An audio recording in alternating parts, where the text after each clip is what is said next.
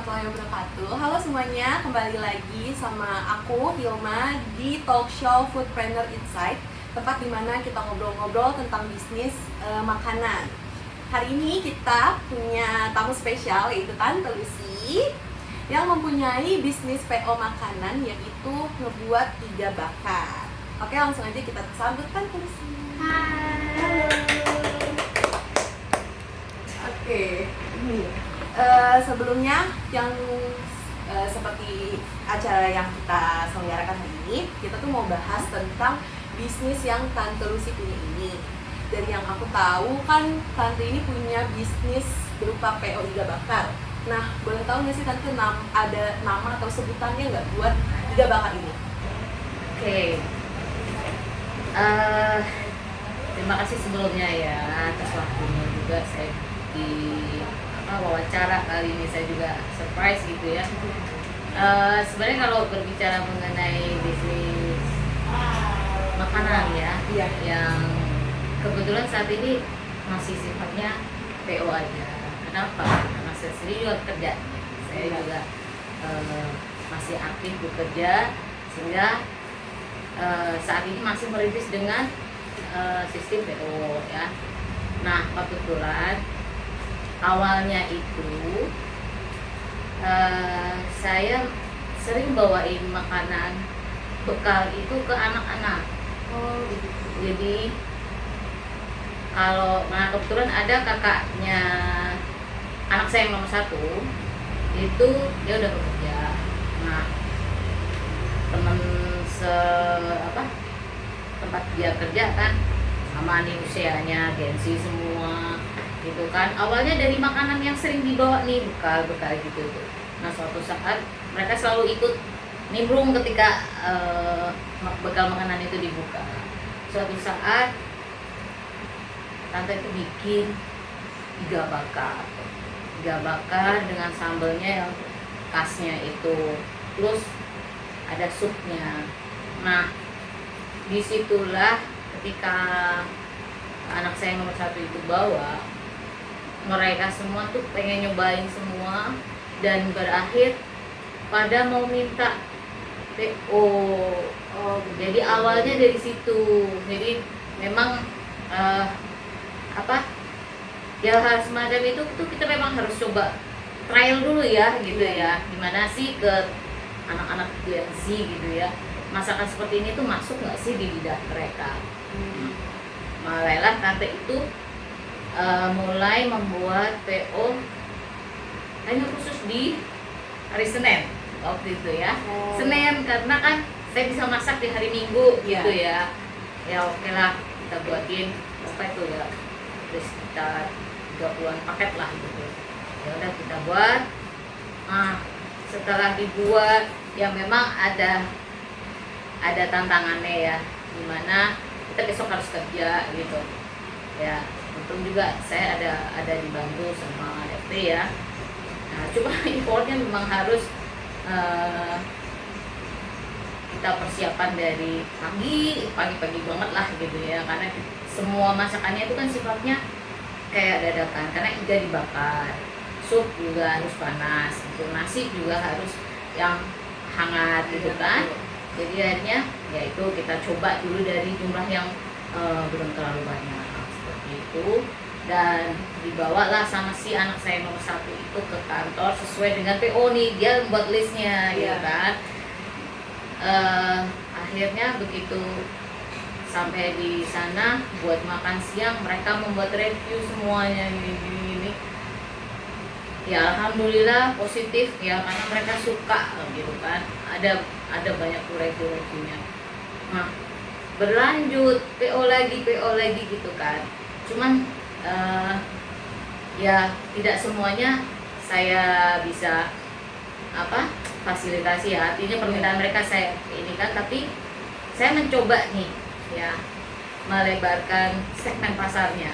Ketika ke Gen Z, ternyata bisa diterima, saya mencoba untuk ke teman-teman kantor Tante gitu kan, yang ini banyak rata-rata ya usia yang sudah 40 tahun ke atas lah gitu ya. Tentu saja mereka secara taste-nya akan berbeda gitu. Nah, Di sini saya coba, mungkin ada sedikit kita perbedaannya mungkin adalah ya di sambalnya. Tapi kalau berbicara tentang iganya, supnya itu sama gitu. Nah, ketika itu saya coba dulu nih ke teman-teman, itu mereka bisa menerima makanan itu dan enak, langsung order sama gitu kan. Ya udah, akhirnya minggu berikutnya ordernya untuk kantor, minggu berikutnya ordernya untuk yang temennya anak gitu. Itu aja sih. Masih enggak terlalu yang terus skala besar. Mungkin suatu saat akan begitu ya. Iya. Cuman namanya ini kan karena kita sampingan aja. Seperti itu. Jadi momen dimana saat kayak, oh ini bisa nih dijual karena minat dari orang-orang, dari teman-teman terdekat gitu ya. Iya. Oh, kan tadi tante bilang, tante itu kan ada sebenarnya punya pekerjaan, jadi ini hanya kayak sampingan aja gitu. Nah itu kan dulu awalnya cuma di hari Senin, apa sekarang udah punya kemajuan mungkin misalkan seminggu 2 atau 3 kali gitu, karena mungkin banyak peminatnya? Untuk saat ini masih tetap di weekend ya. Kecuali mungkin saya pas lagi cuti, nah itu baru intinya ketika saya memang melonggar, karena itu benar-benar saya sendiri yang masak gitu ya, dibantu dengan ada ART saya, jadi nggak bisa kalau masakan itu menurut saya seni ya. Jadi bumbu orang tahu sama gitu ya, tapi hasil itu akan berbeda dari takaran mungkin hampir sama aja, tapi kan mana yang harus didahulukan itu yang membuat rahasia semua yang punya kuliner itu. Berarti untuk bumbunya atau kayak dagingnya semua diolah sendiri sama tante ya? Iya betul. Oke. Jadi bahkan untuk pemilihan seperti daging iganya, pasarnya itu tante sendiri juga yang melakukan. Untuk saat ini itu hanya melalui teman-teman aja apa mungkin udah ada kayak sosial medianya atau mungkin udah ada lewat lain gitu? Kebetulan memang saya masih dari link yang teman-teman dekat aja. Ya, itu juga teman-teman dekat aja banyak kan gitu, masih belum semuanya. Nah ini juga sekarang ini juga udah mulai bertambah lagi temen SMA. Nah, itu yang kemarin juga datang ke sini hanya pengen merasakan itu aja. Jadi intinya ini kita mulai melebarkan aja. Oh iya, sedikit demi sedikit gitu ya. Nah, untuk pasti kan ada nih keunggulan dari punya tante dari yang lain, mungkin ada sambalnya yang khas atau apa, sekalian promosi gitu kan, bisa dikasih tahu ada sambalnya yang unik atau nasi atau apanya. Oke, apa ya yang kalau dari review teman-teman ya, kalau aku lihat iga itu bumbunya apa sih kalau orang Jawa namanya loh, istilahnya tuh dia itu bisa meresap sampai ke dagingnya. Itu utama ya, ketika kita makan iga kan banyak tuh yang iga dibakar aja terus dikasih, nah itu enggak. Nah tapi kalau kata tuh memang diolah iganya, tidak hanya direbus nanti tinggal enggak, tapi ada bumbu lainnya yang kita masak lagi sehingga ketika kita bakar pun hanya sebentar, taste-nya tuh sudah ada rasa-rasa dari bumbu itu. Terus berbicara dari supnya, itu supnya juga sup yang kuahnya bening, tapi itu berasa banget rempahnya. Oh begitu ya. Nah itu yang disukain juga gitu ya. Baik anak-anak yang Gen-Z maupun teman-teman yang udah usianya di atas 40 tahun ke atas gitu. Nah tidak kalau sambal, nah ini apalagi kalau anak muda dia sih pasti sukanya yang nampol-nampol. Nah itu pasti, aduh sambalnya nampol. Nah kayak gitu. Kalau yang udah tua nggak mungkin kita akan membelikan sambal yang benar gitu. Jadi istilahnya sudah memenuhi kriteria dari berbagai generasi gitu ya. Udah banyak ini keunggulannya udah banyak banget. Jadi udah kebayang deh enaknya sop iga bakar buatan Tante Lucy ini. Oke, untuk pertanyaan berikutnya bisa kita next ke segmen berikutnya.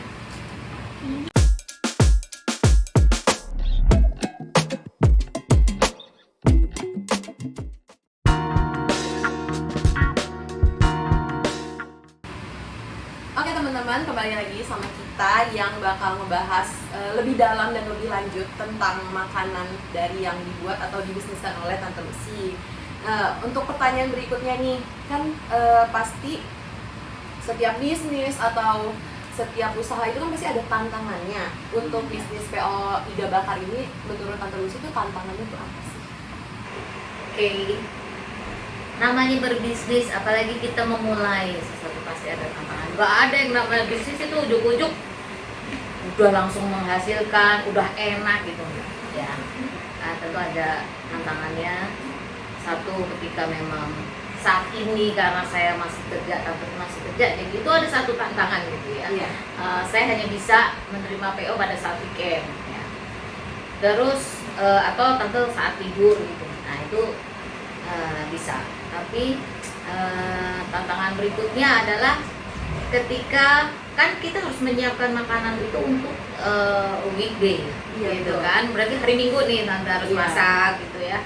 Nah otomatis Senin itu juga sama-sama Tante juga kerja gitu kan. Jadi itu menjadi satu tantangan ketika kita untuk mempersiapkan sesuatu ini masakan yang ini tuh enak gitu ya, disantap juga enak pada saat siang hari itu ya harus dibuat pada saat jam 3 pagi kalau pengen tahu ya. Jadi kita dari memasak nasinya, terus dan kita masak nasi bukan sekedar nasi yang dimasukin di magic jar ya, tapi benar-benar yang diolah seperti manualnya nasi gitu. Nah jadi lebih enak dari sisi tes nasinya gitu kan. Terus bahan-bahannya juga, nasinya bukan nasi yang ya bukan nasi milah ya, istilahnya berasnya juga ada pilihan. Nah tantangan kedua adalah ini yang tadi tantangan ya. Oke. Tantangan berikutnya adalah mengenai iganya sendiri gitu ya. Iga itu banyak dijual gitu ya. Cuma kita harus, kenapa nanti itu harus turun? Karena harus lihat bahwa iga yang saya beli itu benar-benar fresh. Itu satu, harus fresh ya.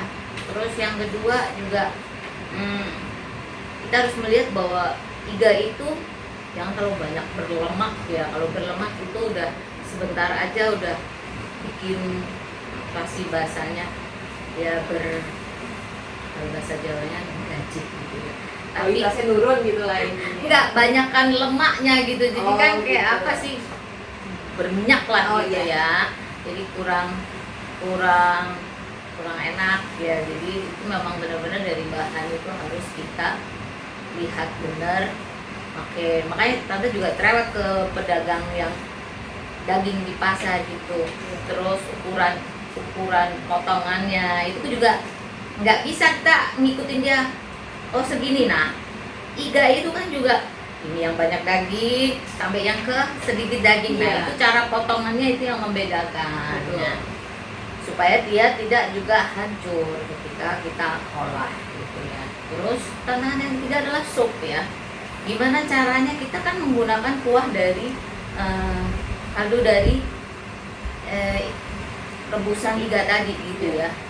Otomatis tetap dia akan berlemak gitu. Nah gimana caranya kita bisa buat dia kuah itu tetap bening ya, bening tapi dia berempah.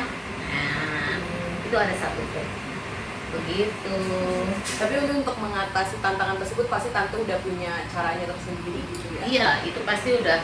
Tante juga uji coba terlebih dahulu, uji coba. Wah, kalau ini ternyata begini hasilnya kurang bening. Nah, itu jadi satu tantangan gitu kan. Jadi kita coba tidak sekali masak terus jadi ya, untuk mendapatkan kualitas yang baik gitu. Jadi harus trial and error. Nah kan pasti di luar sana juga banyak banget yang pengen nyoba buat bisnis, terutama di makanan. Dari Tante sendiri ada nggak saran atau tips sedikit buat orang-orang yang mau mulai? Oke. Saran saya sih cobalah memulai usaha tanpa nggak perlu harus saya harus punya restoran, saya harus punya uang banyak. Enggak. Dengan modal yang ada, kembangkanlah itu. Tapi harus punya ciri khas sendiri ya. Jadi jangan sama dengan yang lainnya. Kenapa? Kalau sama banyak lu pesaingnya, lu istilahnya mereka udah jalan duluan, kamu baru masuk, ya kan? Ya mungkin menang untuk pasar di daerah tertentu gitu yang belum dimasuk, it's okay gitu. Tapi akan baik lagi kalau kita bisa meng-create sesuatu yang jarang ada, atau itu memang benar-benar kita yang memulai, itu akan bagus. Ya tentu saja itu tantangannya nggak semudah ini ya. Makanya kita harus tetap mengenalkan dulu produk itu. Tahapan-tahapan kita untuk pemasaran suatu produk itu kan ada, dari pengenalan produk gitu ya, terus nanti ke sisi pemasaran, pricingnya, terusnya. Jadi intinya jangan takut untuk mulai gitu. Iya, nggak perlu takut. Seberapa besar pun kamu ada modal, cobalah lakukan inovasi untuk mendapatkan bisnis itu, ya. Sedikit demi sedikit. Iya. Oke, terakhir nih ada pertanyaan terakhir sebelum talk show hari ini ditutup. Mungkin ada nggak rencana atau target tante ke depannya tentang PO Iga Bakar ini? Mungkin pengen buka outlet atau bahkan menyebar luaskan PO-PO ini? Nah itu yang juga jadi pertanyaan semua yang sudah merasakan masakan tante ya. Iya. Gitu. Jadi setelah mereka PO cuma mereka hanya bisa di weekend, di weekday-nya hari Senin gitu ya.